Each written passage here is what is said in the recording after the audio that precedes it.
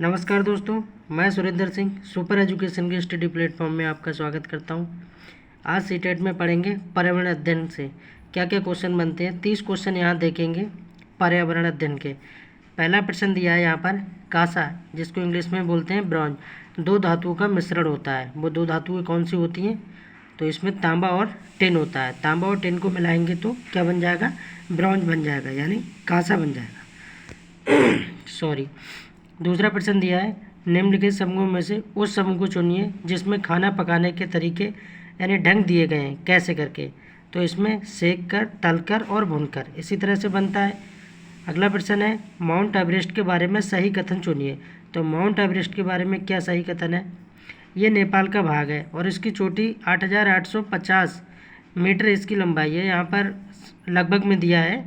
अगला प्रश्न है, रेगिस्तानी ओक एक पेड़ का नाम है जिसकी जड़ें उस गहराई तक जमीन में भीतर तक जाती हैं जब तक कि पानी तक न पहुंच जाए, और उस पेड़ की जड़ों की गहराई इस पेड़ की ऊंचाई की लगभग 30 गुनी होती है। तो ये पेड़ कहाँ पाया जाता है? तो ये ऑस्ट्रेलिया में पाया जाता है। कहाँ पाया जाता है? ऑस्ट्रेलिया में। चलिए आगे देखते हैं। पाक जल डमरू मध्य किन दो देशों को अलग करता है? तो किसको अलग करता है? ये भारत और श्रीलंका को अलग करता है। बिहार राज्य के लोगों के लिए मधुमक्खी पालन शुरू करने की तारीख अच्छी अवधि कौन सी मानी गई है बिहार राज्य के लिए? तो अक्टूबर से दिसंबर में वहाँ मधुमक्खी का पालन होता है। अगला प्रश्न है, खेजड़ी वृक्ष के बारे में सही कथनों को चुनिए। खेजड़ी वृक्ष की क्या विशेषता है? पहला तो ये वृक्ष मुख्यतः रेगिस्तानी क्षेत्रों में पाया जाता है, और दूसरी बात इसे अधिक जल की आवश्यकता नहीं होती है, और तीसरी बात यह ये छायादार वृक्ष है जिसकी छाया से बच्चे खेलना पसंद करते हैं। अगला प्रश्न है, हाथियों के विषय में नीचे दिए गए कौन सा कथन सही है? 3 महीने के हाथी का जो बच्चा होता है 3 महीने का, उसका वेट यानी वजन लगभग 2 क्विंटल होता है। कितना होता है? 2 क्विंटल होता है 3 महीने के। अगला प्रश्न दिया है 69 देखेंगे यहाँ पर, दो ज्वारों के बीच कितनी समय अवधि का अंतर होता है? तो कितना होता है? 12 घंटे 26 मिनट का होता है। ब्रेल लिपि में मोटे अक्षर पर उभरे हुए बिंदु बने होते हैं, ये लिपि क्या कहलाती है? ये आधारित होती है कितने बिंदुओं पर? तो ये 6 बिंदुओं पर आधारित होती है। नई दिल्ली में रहने वाला कोई व्यक्ति पहले भोपाल जो कि मध्य प्रदेश में पड़ता है और फिर रांची जो कि झारखंड में पड़ता है का भ्रमण करना चाहता है, यानी घूमना चाहता है, तो उसकी यात्रा की दिशा क्या होगी? तो पहले वो दक्षिण दिशा में होगा और फिर पूर्व दिशा में होगा। अगला प्रश्न है, नीचे दिए गए सभी जानवरों में निम्नलिखित में से कौन सी विशेषता पाई जाती है? तो छिपकली है, कछुआ है और सांप है। छिपकली भी अंडे देती है, कछुआ भी अंडा देता है और सांप भी अंडा देता है। तो ये सभी क्या? अंडे देते हैं।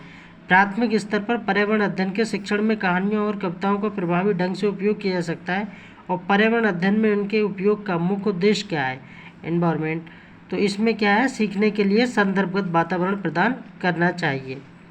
अगला प्रश्न है, एक प्राथमिक स्तर की अध्यापिका यानी टीचर जल अभाव के विषय पर अपनी कक्षा 4th के बच्चों को प्रभावपूर्ण तरीके से किस प्रकार आंकेगी?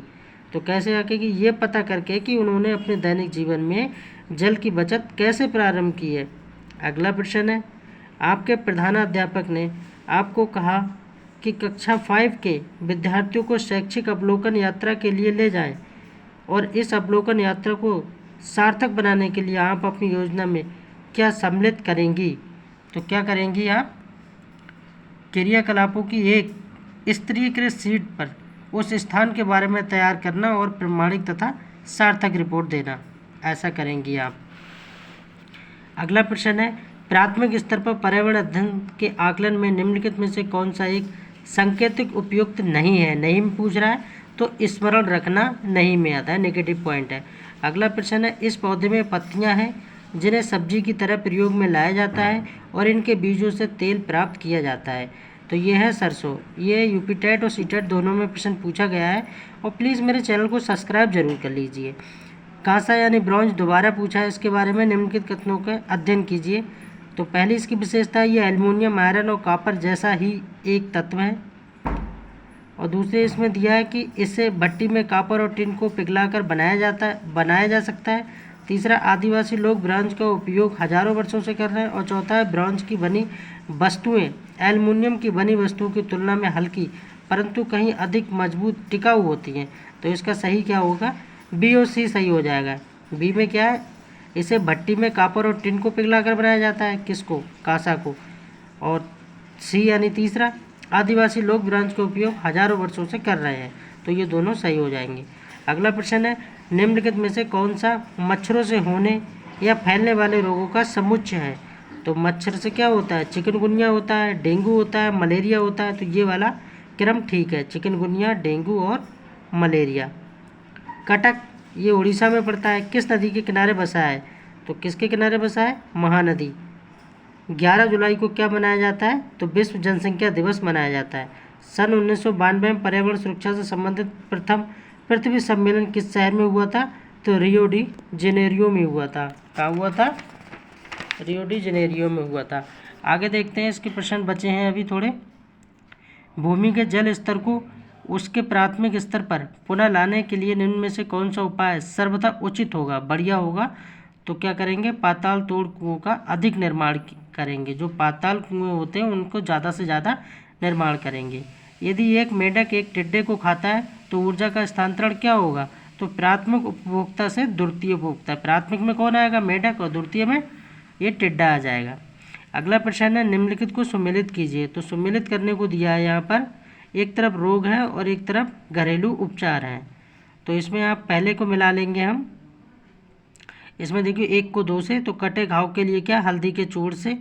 और इसमें बी को 3, तो बी किधर है, यह सामान्य ज्वार को मेथी के बीजों की चाय, इस तरह इसको मिला लेंगे। अगला प्रश्न है, इसमें दिया है, निम्न में से पृथ्वी पर कौन सा परिस्थिति तंत्र सबसे बड़ा है।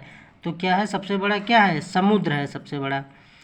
पर्यावरण एवं वन मंत्रालय भारत सरकार द्वारा पर्यावरण के क्षेत्र में दिए जाने वाला पुरस्कार कौन सा होता है, तो वृक्ष मित्र होता है। आप याद रखना, ये अच्छा प्रश्न है। निम्न में से कौन सा युग्म सुमेलित नहीं है, नहीं में पूछ रहा है।